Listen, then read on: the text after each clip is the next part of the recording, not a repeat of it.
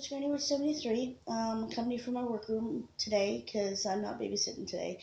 Uh, Sadie goes to her other grandparents' home.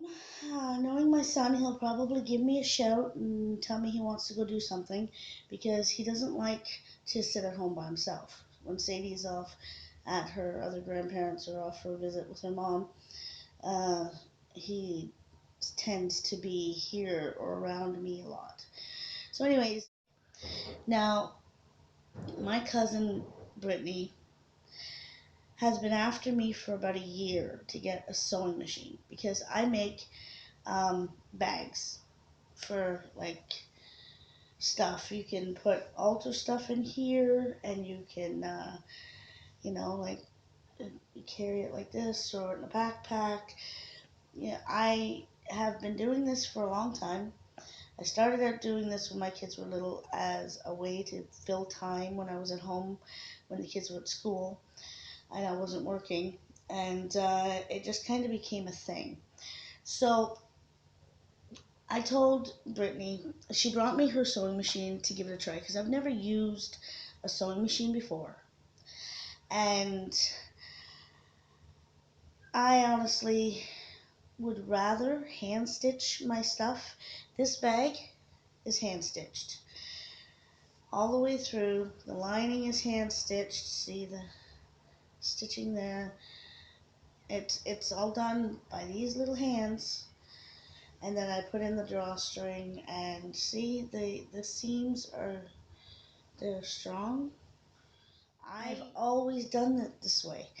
So I did learn to sort of use her sewing machine. She gave me a quick how to thread a bobbin and how to thread the machine and how to get it to go. So I did a couple bags. I did this one first, and it doesn't have a lining or anything yet because I was practicing on it. And for the most part, like I did end up doing quite a few bags that day, and it does cut down the time consuming part of the hand stitching, but I'm very picky when it comes to my like waist or anything like that. And I found that the sewing machine seemed to waste a lot of thread and material. Um, this bag must have cost me, I'd say, about a third of a thing of thread, and a bunch of, like, I had to cut a bunch of material off. There's still a lot of material inside that needs to be trimmed because I didn't quite know. A few bags, and these are just a few of the bags, and as you can see, I started getting a little creative with them. I put the lining in. I did the lining separately, and then I put them inside.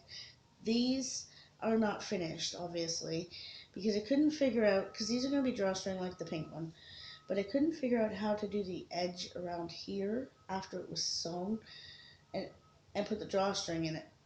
And my cousin told me that I should have done that first.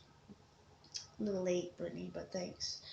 Anyways, I did quite a couple of these bags, and I've got 4 different sizes here.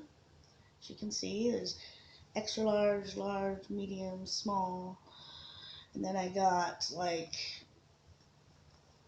these are ones that I've done on my own over the last couple of years, and I hand stitched them. And these are, I was putting my tea blends in here just to give away as gifts. And apologize for looking over there. I keep distracting myself.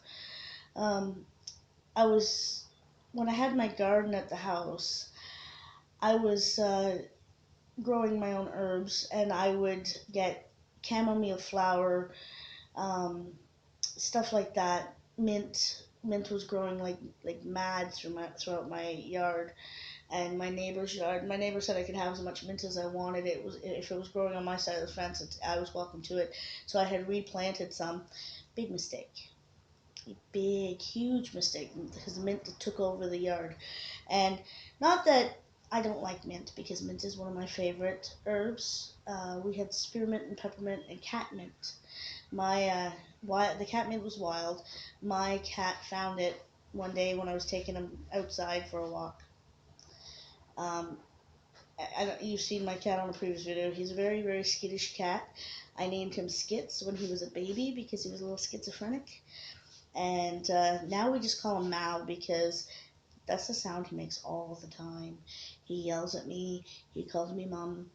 He says mom or Mao. And anyways, back to my bags. I was making tea blends and giving them as gifts to people, and in these little bags. So this was an old shirt, I think it was, and all my materials used to be something else. I upcycle everything. I don't like to waste things, and that's part of the the thing that I don't like about the sewing machine is that there's a lot of waste when it comes to sewing. Like I had so much thread on the floor just sewing a few bags, and I don't waste anything. I try not to, anyways. And this is another one. This was some material that I got from Value Village. It was a big, huge hunk, and I've made so many bags out of this. I made a bag for my tarot cards. This was a rune bag that I was making for my daughter.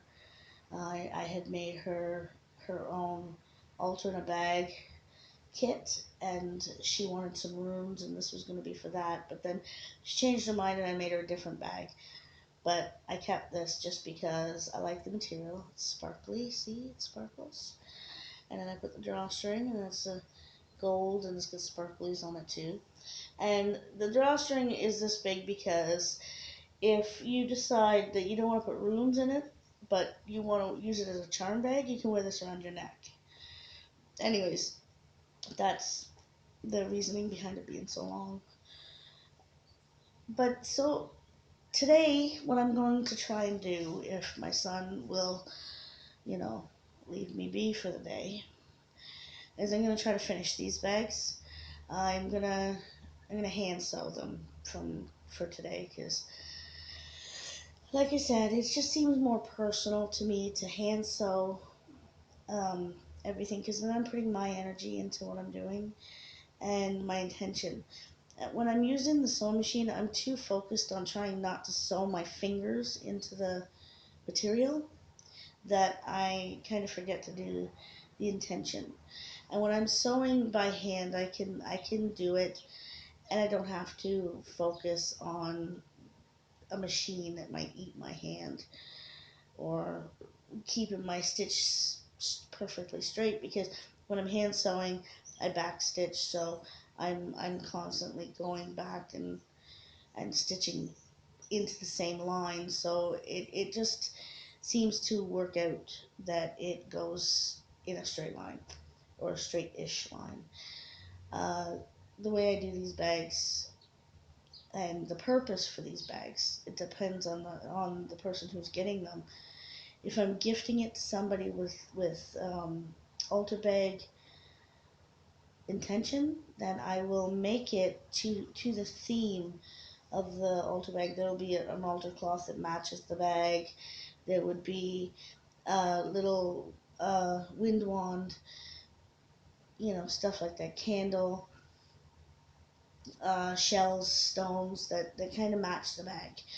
And I'm talking color, not pattern, because if it's a pattern bag, I'm not going to find stones with these patterns very readily. Um, but if I had something that had like the lines in it and stuff like that that made it kind of look like this, then I would definitely put it in. It's just a matter of whether or not I'm actually, fortunate enough to find that. Because I try to, all the altar bags that I do, I try to make sure that everything that I put into it is personal. It's like I'm giving this to somebody or they're buying it from me and they've given me they've told me personal things about themselves so that I could put stuff in the bag that represents them and the traditions that they follow, um, If you're Nordic tradition, I'll put runes on the bag and the altar cloth. I'll make a rune set out of clay or um, something. Polymer clay is really good to make rune sets.